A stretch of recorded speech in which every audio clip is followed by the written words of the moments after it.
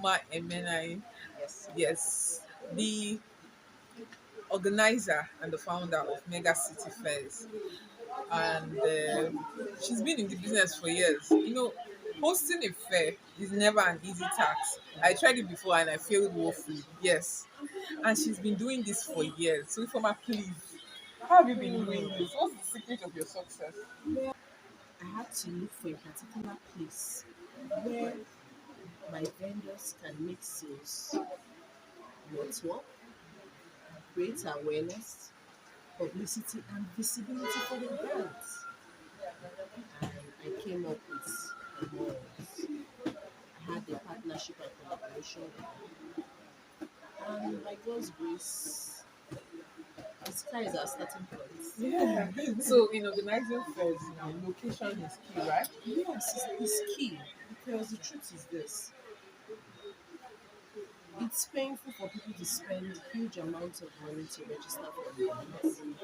And at the end of the day, they're not even getting 50% or they're not even making money out of it. And at the end of the day, you're just telling them you're networking. The economy is hard. Yeah. Aside networking and visibility and publicity and whatever, they need to make something. Yeah. So that at the end of the day, their husbands will laugh at them. Yes. Or at the end of the day, whoever, they are not disappointed. And the economy we are now. Okay, they should also have money for their tiffin. Yeah. So that's just it. Wow, that's fantastic. That's fantastic. Collaborating with the malls. That's will not be an easy thing to do, right? Or how No, did it go it's with you? it's not an easy thing, and thanks to my husband, he has been a very supportive person, and he was the one that gave me because initially I used to be a very shy person, Wow. and also an introvert. So my husband is somebody who is very willing, and he supported me. He went for it, and to be honest with you, that was how we got the approval because Grace, we've been able to run 30 exhibitions from Wow. 2017 till date, and it's been amazing, impacting in people's lives. You see people crying, you Wow. see people who've changed their life, they've been able to change and become better in the society. We've also seen a lot of major brands having stores and also creating employment for the youth. I think that has been my joy. Wow, congratulations. Thank you so So, much. as a business owner in Nigeria, of course, you know how it is. There are challenges everywhere. So, what challenges have you faced as a business A owner? lot of challenges. Fund, my darling, is enough fund. Fund has always been the challenge we all face in Nigeria. And the truth is, I always tell people that people will not give you food to eat. Yeah. You just have to re-strategize. I always say consistency is key. Yeah. And initially, I was always trying to scout for sponsorship with corporate organizations. But it's easier for me now because now I've been able to push myself out there and my vendors already know what I can do. So it's easier when I put my data. I already have people who are ready to pay for a year, people who are ready to sponsor. So at times I don't even need the bank, you know. But if the bank also comes in, fine. So the good news is some of them, the banks come eventually when we've gotten as sponsors, when they see that this thing is going to be big and huge. Yeah. And also some corporate organization. That is when you've done your underground work. Yeah. So I think that is what Nigeria is all about. You don't need to wait for banks, corporate organizations. Just put yourself out there. The little you can, just consistency. They will be there watching. And at the end of the day, at the long run, you'll be like, you just tell you I want to be a partaker to this, blah blah blah. And just do it.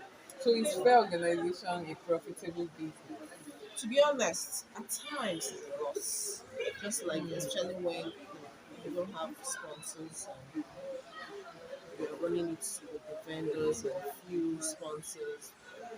But people would always tell, oh, look at the crowd. But there's so many logistics underneath it. Yeah. And that And is why, everything costs money. oh my God. Imagine you're running a fair for 3 days or what. Do you know how much you spend? Wow. Then the ground, that's the place you're using. The canopies or the big what's it called, canopy you're using, or Tense. tent, God bless you. Then you also gonna you spend for security because you need security. Publicity, my darling, is There's just so many huge. parts, and everything And costs my money. event is not just ordinary event. For those of you that have heard of the Mega City Fair, it's something that always it's always one event that I take my time, everybody, so that the event will not be boring. Yeah, Because the stress is already bad. And people also want to come there and have fun. of And the course. children are not left out. We have the bouncing castle and all of that. So it's huge. So at times, I'm not even getting profit. But just like I said, consistency. Okay, so you go to the place where you start getting sponsors. That's when you Exactly. start making profit. Okay, that's fine.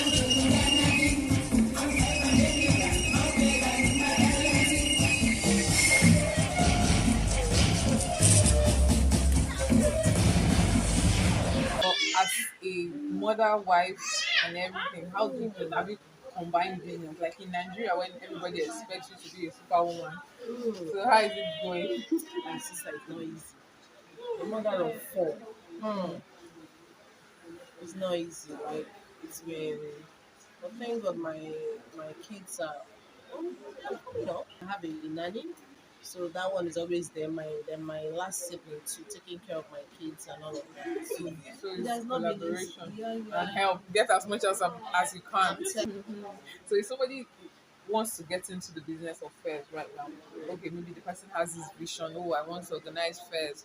That's where my dream is. What advice do you have for such? I always tell people that in order to be successful in life, you need to have a lot of ups and downs. There must be an anger in you to be successful. Wow. If you want to make that name and a niche for yourself, there must be something that you want to prove to someone that enables you, gives you that push. In my own case, I was angered. I was going through so much and I wanted to prove a point, and I did. So, my advice to anybody out there that wants to go big, don't just say it's your passion. It's your passion, but there might be a lot of availability, so you're relaxed, sure, of course. Yeah. But when you're angered, and that necessity is there, my darling bros, you will sit up. You will sit up. So that's just it. Okay, because there are so many obstacles. So if you Yeah. don't have that hunger, you will not push through. That is life for So you. at a point you will just withdraw You will just withdraw and because you feel just like feel you're comfortable. Because there will be hurdles. My brother, my sister. There will be hurdles. There will be things that would want to make you go back, restrain. yeah, That is why I said you have to be angered. There must be a reason why you want to do it. yeah. Because my darling, bros, when you have availability, you be like, what rubbish? Eh, What are they taking? Who do they think they are? But the moment you know that is a necessity, bros, my sister, you will fight for it. exactly. She knows what I'm talking about. Because in marketing, especially when you're marketing an idea to people, Hmm, a lot of people will say no to it. And exactly. they may say no in a very annoying I've way. had lots and lots of no's. Like, but the truth is that there were times I had to, like, I would sit my table down.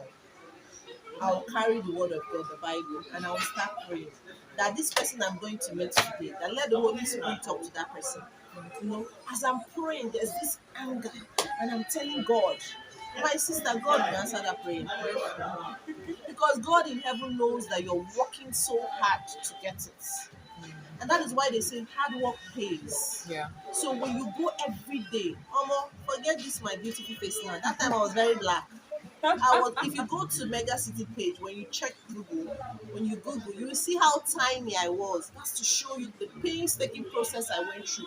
Every day, at times I come, I'll do marketing, I'll sit down in an office for 7 hours just to see one person. Wow.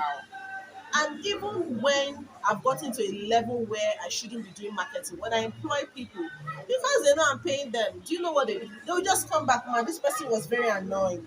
That is because you're paying them. Yeah, But they have nothing because, to lose. yeah, but because for me, then I would sit down because I knew why I was going for that thing.